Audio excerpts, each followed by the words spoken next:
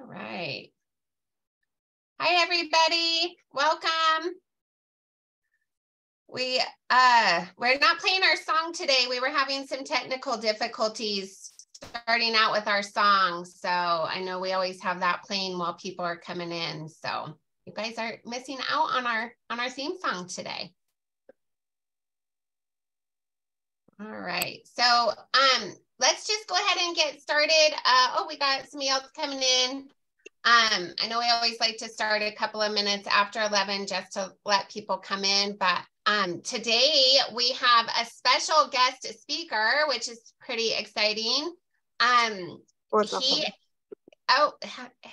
Jeanette, how are you doing? If you want to mute, that would be, thank you, perfect. So we want to be able to have Nick White. He is our special guest today, because today is all about sports after high school. So what that means and what that looks like. So we have a couple of younger people other than us older people talk about what sports after high school is. And so Nick White is here. He played football at Cal Poly San Luis Obispo. So he's going to talk all about what it's like to be an NCAA athlete at the college level. So Nick, you want to take it away? Yeah, sure. So I think I told him I'd ask him questions. So I guess my first question is just tell me a little bit about yourself and where you went to high school and what sports you played in high school. And we'll start with your high school experience a little bit before we move on to college. Yeah, for sure. So I grew up in Georgetown and went to Golden Sierra High School and tried to play as many sports as I could possibly fit in. Played a lot of football, basketball, and baseball. So it kept me pretty busy. And then, yeah, other than that, kept up on school, and that pretty much took up most of my time. It did take up a lot of his time, and I'm going to brag on Nick a bit because he did school, but he did very, very well in school as well. So he ended up being the valedictorian of Golden Sierra High School and getting an amazing GPA, along with playing all those sports, which I think that really paid off going to college. Don't you think, Nick? Yeah, it taught me how to kind of juggle schoolwork and sports, because it does take up a lot of time, and it allowed me to be able to just be able to sit down and focus for whatever little time I had to get something done. I would be able to sit down and knock out some schoolwork. Yeah, that is great advice, because actually Nick and his dad Hank shared that with my daughter going to college. And they said that was their tip, is to any spare time, just get some work done right after class. Go to the library and get the work done that's due for that class. So I think your dad started that advice and you followed it, and then my daughter followed it. So good job. All right. So the next, if you want to slide forward, Mary, on the next slide is a little picture of Nick and his family. And so Nick, go back one slide. There we go. There's Nick and his family. So Nick, when you graduated from high school and you went to Cal Poly, what was the first thing that you did for sports? What was your goal, or what did you try to do first? Yeah, I actually wanted to play baseball at Cal Poly. I was a big baseball guy in high school and loved the sport. And so when I was getting ready to come to school, I had gotten in just based on kind of academics and stuff, and was going to school, and I was like, hey, I want to try out for the baseball team. So I went to like camp and tried out, and was just kind of like trying to get FaceTime with some coaches and stuff just to let them know that I'm coming to school and wanted to try to walk on. But then when I got to school, it didn't really work out. They weren't taking any walk-ons, and so I was pretty disappointed. But then that kind of led into I just kind of hung out for my first quarter of Cal Poly. I just kind of did school and hung out. It was relaxing, but kind of weird, because I was used to a super busy schedule from my high school, playing sports everywhere, going to just doing schoolwork. And so then my second quarter, I tried out for the football team and ended up making it. And yeah, played for 5 years there. That is so awesome, Nick. So one of the things that stands out to me that might kind of tweak the ear of some students is that you walked on.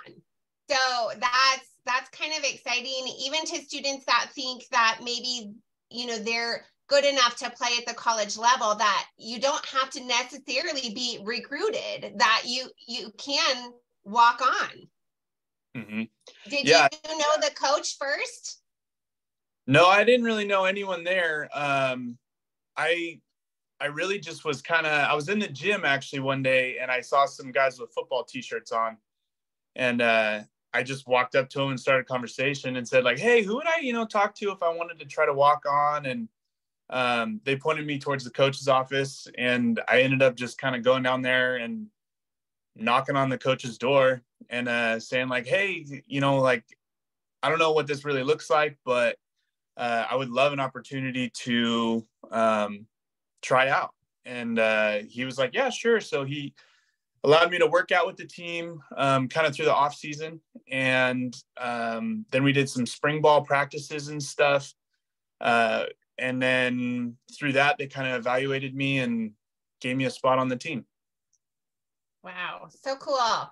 So tell us a little bit how, after you walked on and got that spot to me, wow, initiative. So see, students, it certainly can happen. You've got to have a lot of, I think probably too, Nick, like self-confidence too, to know like, hey, I'm pretty sure I can play at that level, like, and have that confidence to walk into that coach's office. So I think that initiative and that confidence is really important. Do you think that there was something else that drove you to do that, or is it that? Yeah, I think a little bit of confidence, but then a ton of hard work. Coaches really see when somebody's working hard, and they're good enough coaches to where you don't have to have everything like perfected skill wise to where, I mean, you have to have, obviously some talent, but the coaches are really good at their job, and they can take hard work and like coachability and turn that into something that is what they want to see. Perfect. Yeah. I like that. Hard work definitely takes a lot of hard work. And that kind of talks about this picture, because this picture was your senior year, your last home game, graduation at our last senior night, senior day, right? At your last senior game. Mm-hmm. Yeah. Yeah. So explain who's in this picture before we move on, so that they'll know who we have here. All right. So the guy on the very left, that's me. I'm just kidding. That's my dad. Then my mom, my wife, Emily, me, and then our head coach, Bo Baldwin. All right. That was a great day. Actually, Kevin and my husband, were in the stands cheering loud. So yeah, it was a great day. So yeah, holding up signs. So good job, Nick. So you went there. Tell us a little bit about playing during that time. Like you said, a lot of hard work. So kind of explain NCAA level and what's expected as an athlete at the NCAA level. Yeah, it's a workload for sure. It's a lot of early mornings. So we would start practice, and it kind of changed throughout the years that I was there. We had a couple coaching changes and stuff, so it wasn't, always this way. But we would have practice sometimes as early as like 6 a.m. Got to get up early, go to practice, and then you might have, like a 7 a.m. class or something, or not a 7 a.m., but like a morning class. Then you go to class, and then after class, then you got to go and do weightlifting. And then you might have, another class or two, maybe try to fit in some homework in between everything. And then we usually had like some film meetings throughout the day. And then, the rest of the time was homework and trying to just keep up with social life and stuff and having friends. Yeah, exactly. Lots of hard work. So what does off season, is that the same in off season as on season? So kind of explain maybe a little bit of the harder load during off season and on season during season.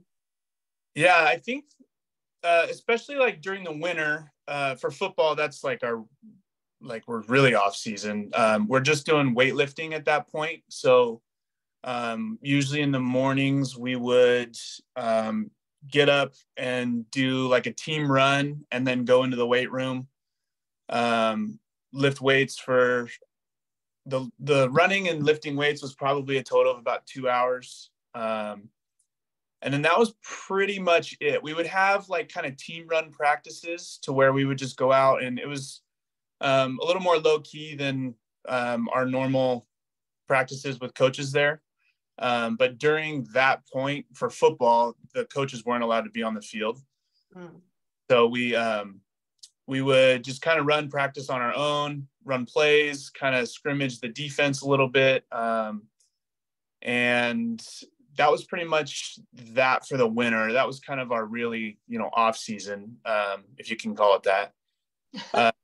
And then during the spring, we would do spring ball, which was almost identical to like our in-season practices and stuff. It was pretty intense. I mean, same kind of schedule, practice, weightlifting. And yeah, it was, so there wasn't a huge difference between spring and, regular season other than having games every weekend, which definitely took up having the games every weekend, especially traveling, was kind of another thing thrown on top because you had to communicate with professors and stuff like that on when you would be gone because you'd be missing classes and stuff. And they're usually really willing to work with you if you talk to them at the beginning of the quarter or semester. That would be one huge piece of advice, is like just be open communication with professors on like, hey, I'm on the football team. Like I'm going to be, missing some classes later in the quarter. Here are the dates, blah, blah, blah. Like, let me know how I can, if there's quizzes or something on that day, how can I take those early, or just different things like that. Absolutely. So that initiative, again, being able to go up and talk to the professors and let them know. And what I'm hearing, there's not a lot of off season. So we do say off season, but being an NCAA athlete, I mean, Division I NCAA athlete is definitely lots of work. So in season, off season, spring season, whatever season, it sounds like. And summers were really busy too. And summers too. So then you talked about traveling, and so I do have a next slide, and I just pulled this off of this year's Cal Poly, our 2022 Cal Poly season. So you were already graduated, so this wasn't your season, but it was just a sample of, like you said, travel. So I just wanted to kind of show like that. I mean, Idaho, Washington, where else did you, Montana, Portland. So there's a lot of away games there, right? Yeah, it was it's a busy time. It's super fun, the traveling though. I mean, you're with a lot of your friends, and everybody's kind of excited about the game, but it's all like we're having fun, but it's also kind of a business trip, and so you're trying to stay focused and locked in. And but yeah, the traveling was really cool. You get to see a lot of places that like you wouldn't normally travel to, like a lot of like just little college towns and stuff like that, to where yeah, it's just like, I don't know, unique places that are really cool to see. Yeah. Awesome. And how did you guys travel? I mean, obviously the way out of state ones, I mean, did you just together go to Sacramento airport, or not Sacramento? Where would you guys go to the airport even? So they kind of would mix it up on us. So we did a lot of chartered flights, which are just kind of, it's the team, coaches and boosters on our own little private airplane, which was really cool. Those were fun flights. We would get on a bus at the school, get everything loaded up and take off. And then we'd pull right onto the tarmac at San Luis Obispo Airport and go right up on the plane. Those were the fun flights. The not so fun flights were, we'd get on a bus and go up to San Jose. Or like we flew out of Oakland once, I think, and then going through like flying Southwest or something and just like having to go through the airport, go through security, which is really difficult with like that many people. Because the football team, we would travel 65 people, which was just a lot of work for everyone to get in the right place at the right time. Yeah, that is definitely something different with a football team that, say, like a volleyball team. Like I played volleyball in college and there were 12 of us on the team. Right. So that's a big difference. Right. Yeah. Yeah. When we would travel, it was too big. Because in California, we would usually just drive a bus as well.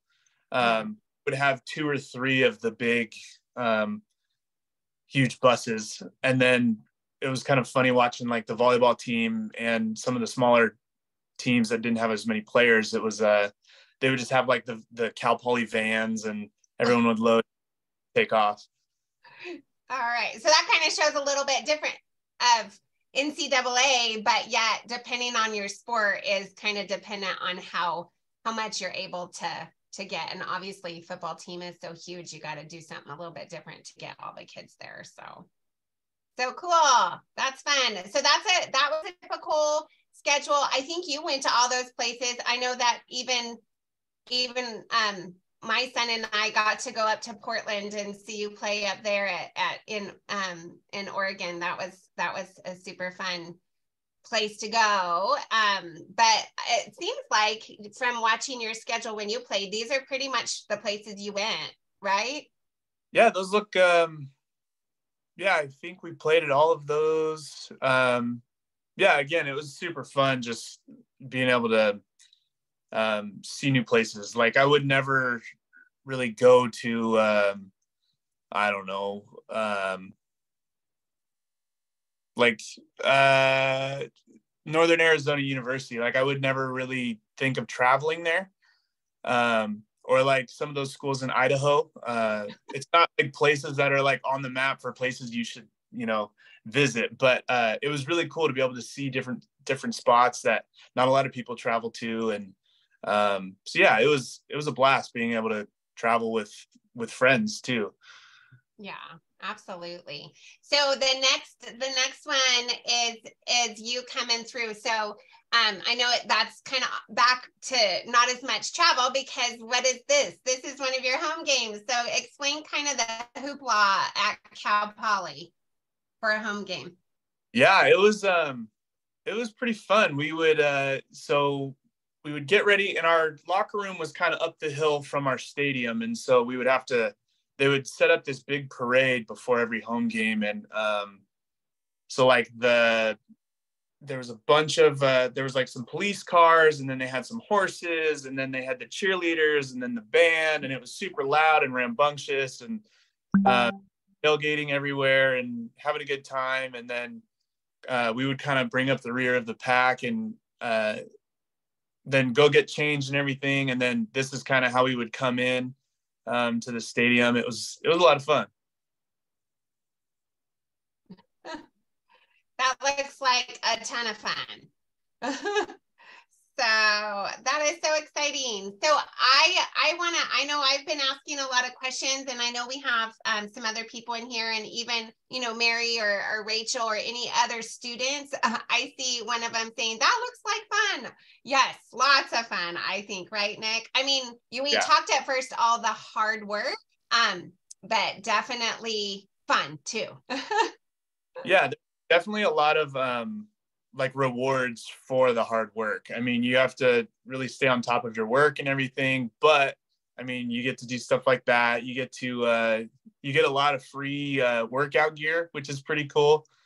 Tons of cleats and stuff like that. I think I brought home a big bag of cleats that I had never even worn, but they just kept kind of giving us cleats. And by the time I was about ready to use the new pair, we'd get a fresh new set or something. And so you do get a lot of cool little perks.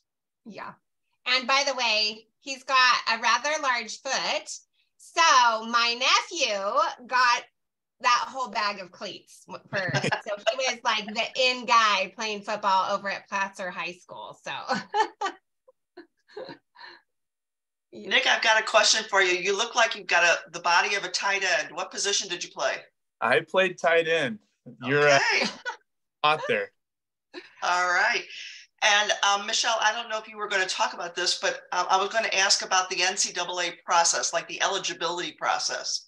Do you remember having the, absolutely. Were you going to talk about that already, Michelle? I'm sorry. No, you go right ahead. That is definitely on the list. So go right ahead. Yeah, I was just going to ask you, I know when you were a senior in high school, you had to do the eligibility stuff, jump through all those hoops. Can you talk to that just a little bit? Yeah. So I actually, when I was a senior, I didn't think I was going to be playing. And so I actually didn't sign anything my senior year. I signed all my NCAA paperwork when I got to school.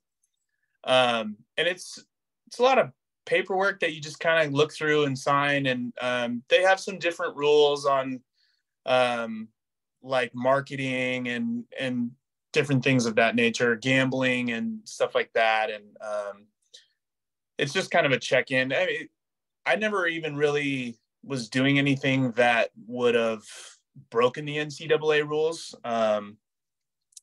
But it was, I don't know. Yeah, it was kind of like official going from high school at Golden Sierra to like signing all these paperworks about my agents and stuff like that. That was like, whoa, kind of crazy.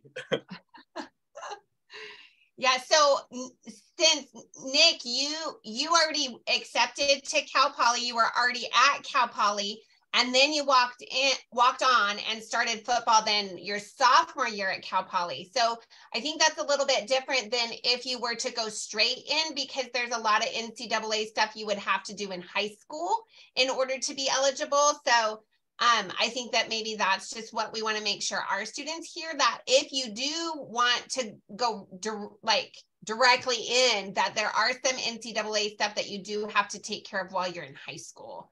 Right. Yeah. But Nick, you already had that. You already been accepted and already been taking classes. So you had all that eligibility under your belt already. Right. And I think too, it's just something that like if one of your students was looking into playing and they were in contact with a coach, that's just something you could ask your coach and say like, hey, what do I need to do as far as, NCAA eligibility? What do I need to sign, look at, or any like paperwork stuff that they need to do? Absolutely. Yep. Or your high school counselor. Which, by the way, was his mom. All right. Well, perfect. Anybody else have any more questions for Nick about NCAA sports? Our students are always pretty quiet, Nick. Sounds good. So yeah. Is there, oh, sorry, go ahead.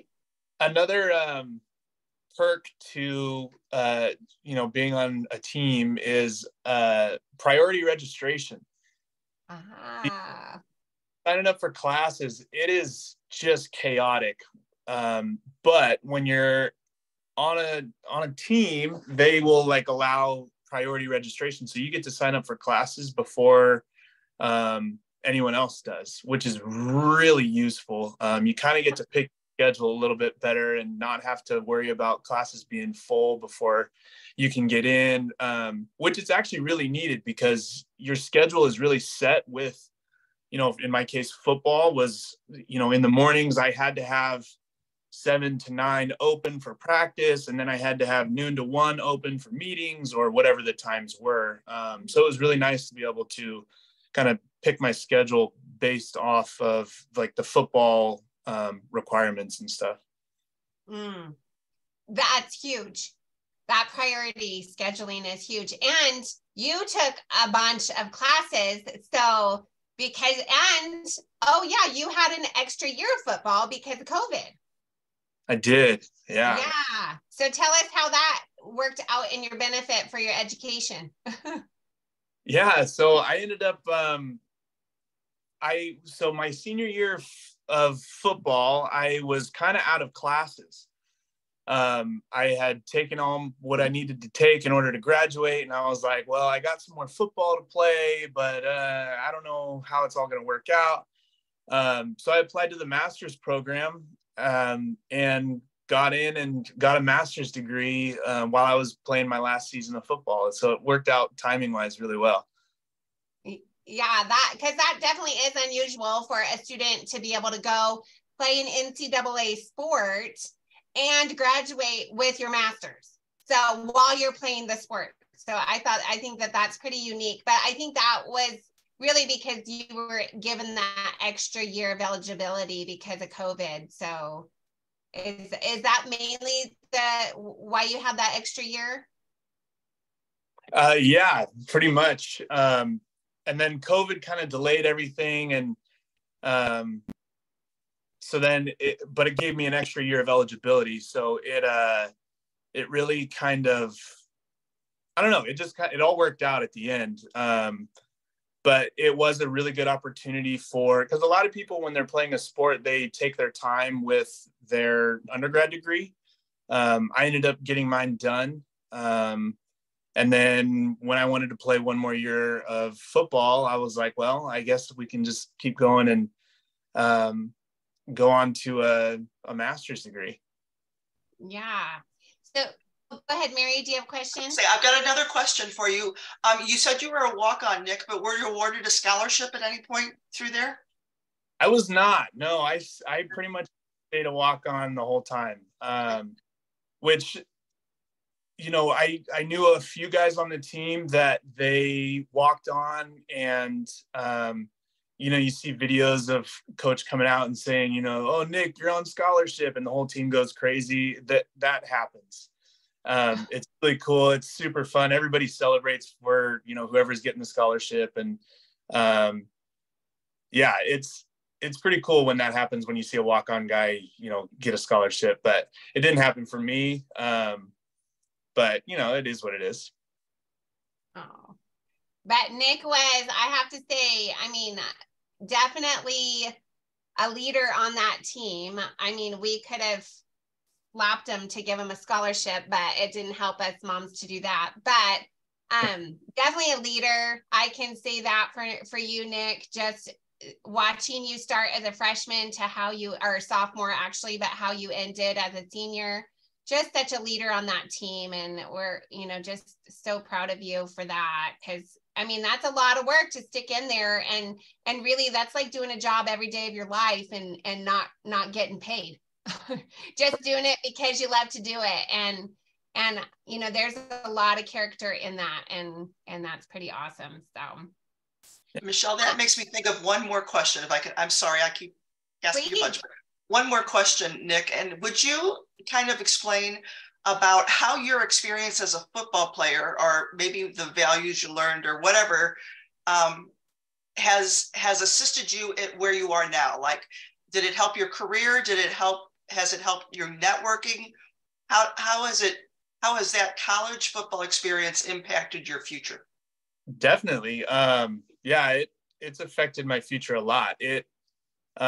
One, personally, it taught me a lot of like work ethic and perseverance, and, you know, pushing through when things aren't easy. It was really good practice for that sort of thing, because especially with football, you know, you wake up and you're sore and you're tired and this, that, and the other, you know, hamstrings hurting or whatever it is, and you just got to find a way to get through it.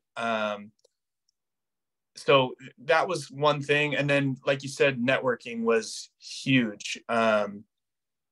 You say, like, you know, Cal Poly football to somebody or like have it on your resume for a job interview, and like, oh, like my, you know, uncle played Cal Poly football, and you're like part of the family, and this, that, and the other. We're actually, me and my wife are in the process right now of buying a house, and the people helping us with our loans, I actually played with him at Cal Poly, and And so like, yeah, the networking part and aspect of it is just super cool to see too. Like there's a big net of, people that have played or know somebody that have played. And it's like, yeah, he was there, right before I was there, or different things like that.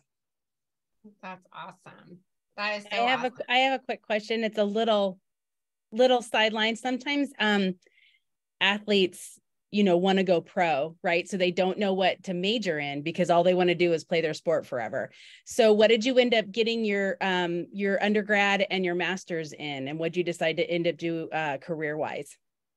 Yeah, so I got my undergrad was in civil engineering, and finished that and ended up getting my master's in agriculture with a water engineering specialization. And now I'm working for a company that they design irrigation systems for agriculture. So we do like the big, huge like orchards and stuff and vineyards and things you see, like all the drip tape and sprinklers and everything. We design those stuff. Very cool. Thanks. Yeah. All right. Well, perfect. I know, Nick, I think you can stay through the next like 20 minutes. Is that right? If we have more questions for an NCAA athlete? Huh? All right. So we have Colton that just jumped on, and he only has about 15 minutes because he's got to run to work and physical therapy. So that probably is a good jump into some questions for him with the physical therapy already doing. So Colton Bliss, and yes, you do see the last name Bliss. So this is my son, Colton Bliss. Hello. Hi, son. How you doing? Hi, Mom. So in here are counselors, and we've got some students, and obviously you see Nick. So we wanted to kind of have a little bit of a representation of the gamuts of how you can play sports in high school or out of high school, since this is kind of all sports after high school. So Nick talked about NCAA. So we want to have you talk a little bit about your experience. So the next picture, we could go to the next slide, and I told him I'm going to put some pictures in. So tell us, so this is collegiate clubs. So tell us a little bit about your high school experience in sports, and then let's talk about that first, and then we'll move on to what you did for college level. Yeah, I played all sorts of high school sports, and had a lot of fun doing it. And but my favorite was snowboarding, and my high school actually had a snowboarding team, and we were able to race through the high school, which was a lot of fun. And then my senior year of high school, I decided to not play any sports for my high school and focus more on snowboarding, because I wanted to pursue a scholarship for freestyle snowboarding, which is a really, really niche little thing, and it's really hard to do. And so I rode on a what would you call it, like it was like called USA. So it's like it's a whole nationwide sport, right? Yeah, and I was on a team through the ski resort, so it wasn't connected to my high school at all. And I pursued that my senior year of high school, and like it's a really small little window to get a scholarship for snowboarding, but I found this school in Northern Arizona University that was a really rad school, and they had a snowboarding club that competed, so they couldn't give me a scholarship because they were technically a club, but I think it was like $100 to be a part of the club. And then we went to Mammoth every other week, and we competed I think at like an NCAA level, because with boarding there's loopholes of the schools could give you a scholarship that weren't a club also competed against schools like mine that we were just a snowboarding club. And the cool thing about that is that, kind of completely opposite of Nick, pretty much anyone could join. We practiced by going snowboarding and having a lot of fun. Every other week we traveled from northern Arizona to Mammoth in closer to Southern California for a big weekend long competition. And then I actually ended up doing fairly well. I got first in that, which was kind of fun. And I got my fees paid for to go out to New York for nationals. And so the club actually sent me out to New York with the team to compete in nationals. But yeah, it was just a club, which is completely opposite of what Nick just talked about. And we were just a bunch of people that loved snowboarding, and the competition brought kind of a little bit of fun and a little bit of competition into just what we love to do. And I also played on a volleyball team at NAU, and it was just a club, and you paid like your $50-$100 fee, which got you kind of like the uniform, the board shorts, paid for some tournaments, stuff like that. And again, it was just a bunch of college kids hanging out, playing sports with no seriousness really attached. It was, the club sports are just really for fun. And they do get competitive, but it's still like, it's not like anyone has a scholarship, so nothing's riding on it. You're just kind of hanging out, having fun with friends. And yeah, so I've loved playing sports out of high school and doing competitions and whatnot. But so Colton, tell us a little bit of the difference between like what you did, what colleges offer as intramurals. So how is there? I mean, because I kind of think of intramurals, but I think what you did was a lot more competitive, correct? Yeah, I guess you're right.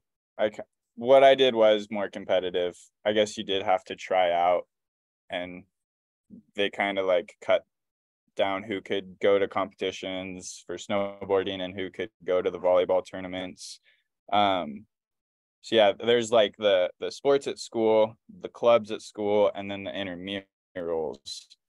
And intramurals is a lot more, I guess. Anyone can sign up. It's a lot of fun. But yeah, what I did was kind of in between the intramurals. It was so long ago, I kind of forgot about it. But I know you're thinking, yeah, you did try out for that. You did have to yeah, try out. yeah, I did have tryouts, and it was, but again, it was like there's no scholarships. Everything's walk on, and like people, like I went to NAU to join the snowboarding club. Like there is somewhat of a like level of competition to participate, but it's still like lower than like a university team like Cal Poly football or something. Right. So yeah, it's kind of that, like we still wasn't super serious, nothing like really riding on it, but very competitive. Traveled around, did a lot of competitions and whatnot. Not quite on the intramural level, and not quite on the like NCAA level. Right. Yeah, so I think that when you first said that you were playing against some teams that were NCAA, so I think snowboarding itself is not an NCAA like have it be this NCAA sport, I think. But when we would go, or you would go to your competitions, I mean, there were schools like UCLA and UC Long Beach, right? So there were some big colleges represented in your club collegiate level, right? Yeah, and when I went to nationals, I competed against this kid on the Olympic team. Yeah. He was on call for the Olympics. It's like if someone got hurt, he was next in line, and he like had his full Olympic gear, and we competed against each other, and it was kind of fun to be neck and neck with someone who is considered an Olympian. Yeah, absolutely. That's super cool. And like, you could make it as competitive as you wanted because you're competing. So there were some kids, I think, on your club that just enjoyed it. And so they just had fun, but they never won anything or never went far, but it was just fun. So that's where you super competitive and really aim for, you know, those goals and stuff, or you can do it for fun, right? Yeah, it's definitely, you can go either way with it. You can just have a lot of fun or like really compete and push yourself. And I don't know, it was something that I really enjoyed. Yeah. So go to the next slide, Mary, and this will just kind of, we talked about, or Colton, you talked about Mammoth. And so this is kind of what I don't want to go to the next slide until you tell me which one of these is you, Colton. What number? Yeah. I'm right next to the dude in the green plaid. 162, I think. 162, right here in the middle. Yep, okay, that's me. there you go. That's Colton right there. Yeah. Okay, thank you. Yeah. And then that's me and my roommate at the time. Again, yep, that's me right there doing a rail jam. So we just hike up, hit a rail, do a good trick, or try to do a good trick and turn around and hike back up. So you'd go off these ramps here? Yeah, you slide across the rails on your snowboard and try to do a cool trick and impress the judges. That's the rail. I think that's the rail jam or whatever they call it. What are those for? That's called a rail jam. And then the big jump behind in the far of the picture, like underneath the ski lift. Oh yeah. No, there's no pink. I don't know why. Yeah, that's called slope style. So we would go off those jumps and do flips and stuff and try to land them. Yeah. And everything that you do at that level then is judged, and you're competing against other colleges that show up there, correct? Yeah, totally. Yeah, it is fairly competitive. I forget that it is competitive because we just are having fun, and you're like just chatting with all the kids from other colleges, and there's not a competitive feel to it. Like everyone's cheering each other on when they land a trick and everyone's having fun, but deep down, like everyone's trying to be the best, of course. But yeah, it doesn't feel as competitive as it is, I guess. Yeah. But yeah, there's judges. That competitiveness comes naturally for you, so you don't even realize. Maybe a little bit. Yeah, and so then it was fun because you did regionals at Mammoth. That was your home field to do regionals, which I think on your front it says Southwest region was your region. And then you got to go to Lake Placid for nationals. So that's the next one. And I want to be respectful of your time because I know you have to get to physical therapy, but this is your national competition at Lake Placid. So tell us a little bit about the award on the left, and then you guys standing up there getting your award. What was that for? If you remember. That was for long, which is a race. You just go back and forth on the side. They're called gates, and basically just like carve down the mountain, and you gotta make it past each gate. And so you're scored individually the fastest. So it's an individual sport. You go by yourself, you get scored individually. And so everyone up there went by we all raced alone. I forget what I ended up getting. There were a couple of us in the top 10. I don't know if I was third or ninth, or it was one of those, but yeah. So we all scored fairly well individually. And then when our team, because we are a team, even though we're individual, when all of our teams' individual scores got added up, we placed third. And Yeah. yeah, And so our that's in team the won third nation. for Yeah. nationals, yeah, which was Yeah. pretty fun. Yeah. Our buddy wrecked his shoulder. Yeah. Yeah. I was looking at Waldo here. Yeah, this happened that Yeah. week. Yep. Yeah, he took a slam and dislocated his shoulder. Is this you, Colton, right here with the cap? Yep. Yeah, holding the plaque. Okay. So yeah, I just think that I just wanted to like show that there is a way to compete and compete at a high level, because definitely you did compete at a high level going, to nationals.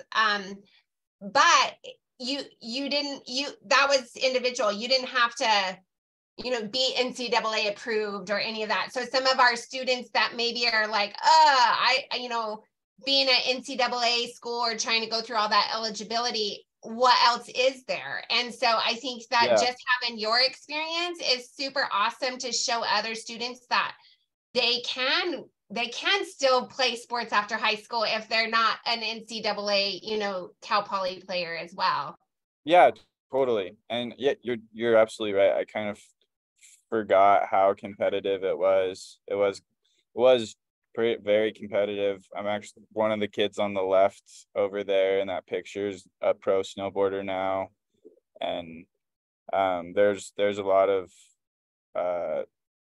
competition, and it was definitely something that was easy to get into, like coming from snowboarding, but still like having a lot of competition and pushing yourself and having fun, but also a lot more laid back and just having fun. And snowboarding is just kind of more laid back in general when it comes to sports.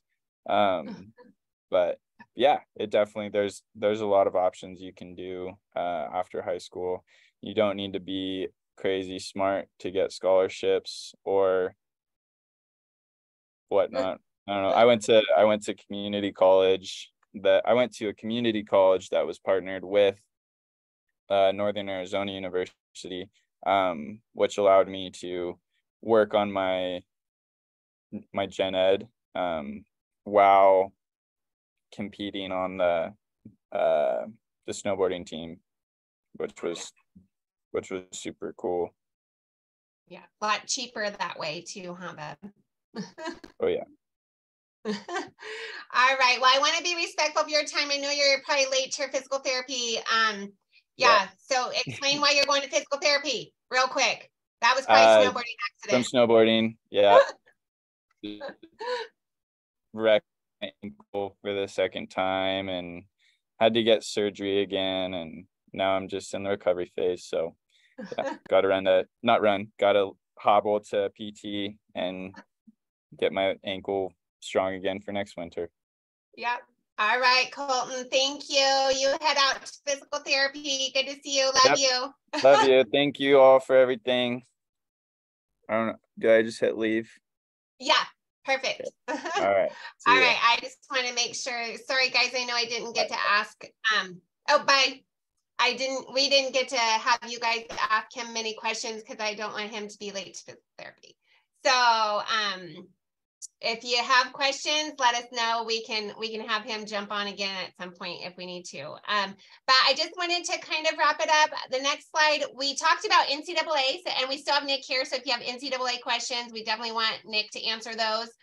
We talked about Colton doing competitive clubs, but also intramurals a little bit. So there's a difference between, I guess, like it goes, intramurals is the least competitive, just super fun. Anybody can do it.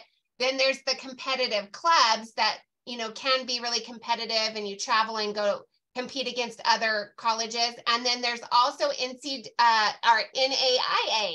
So I just wanted to kind of show you all the different levels. I was old when I am old now, but I did play at the NAIA Division I level at Lubbock Christian University, LCU. I was a chaparral and played volleyball. But back in the day, we didn't have cameras that had phones. And so I couldn't find a picture of me playing volleyball. But there are other NCAA is like the most competitive. Probably next is the NAIA. That's more of a private school. They're smaller schools that compete, but they also give a lot of scholarships. So you can get scholarships at the NAIA level, which is really nice. That's why I went. I got a full scholarship that could pay for my college. So that is why I went out to Lubbock, Texas to go to school. So that's NAIA. And then the next slide is community college. And so that's another level that you could play sports at. If maybe you're not like Nick and go all the way to Cal Poly to NCAA, you can play at the community college as well. And most community colleges have a sports team. I just grabbed these two pictures of Sierra College and of Santa Barbara College because Sierra College, one of Colton's friends actually played on their football team. So Colton played all the sports with Nando was his name, and he went on and played college at Sierra, or played football at Sierra College. So that was pretty cool to go watch his games and see like a community college game. I mean, it wasn't as huge, obviously, as Nick's big, NCAA sport, but it definitely is a great place to still play a collegiate level sport. And you don't have to make the big commitment at an NCAA school. And then Santa Barbara, I do have a friend's son right now as a senior in high school, and he is graduating next week. And he is heading off to Santa Barbara City College to play men's volleyball on their men's volleyball team. And they're more a competitive club, and they travel around the state and play all kinds of really competitive volleyball. So he's hoping to get seen by a bigger NCAA college so that he could go to Santa Barbara Community College and play volleyball for 2 years and then get recruited and do like what Nick did and do NCAA the last 2 years.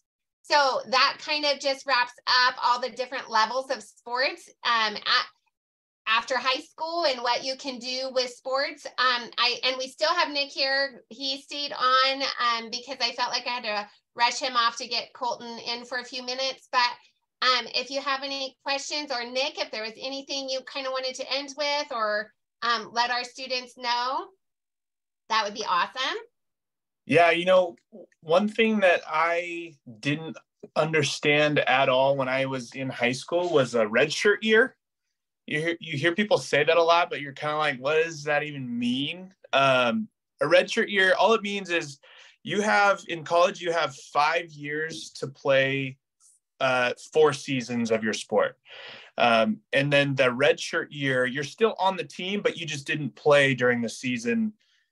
Usually people do that their freshman year. So like, for me, it would have been my first quarter at Cal Poly. My first, season would have been my redshirt freshman year. And that just means I'm on the team, but I didn't play. And so it didn't count towards my 4 seasons that I'm allowed to play on the team. Yeah, that's a really good point. I actually am working with a golfer right now that is looking at redshirting, being on the team, but redshirting his freshman year so that he can move on then and still have 4 more seasons left. Yeah, that's a good point. All right. Anybody else? Good questions. I know we're right at our closing time, but we really appreciate everything. Mary or Linda, did you have any questions for Nick before we let him take off?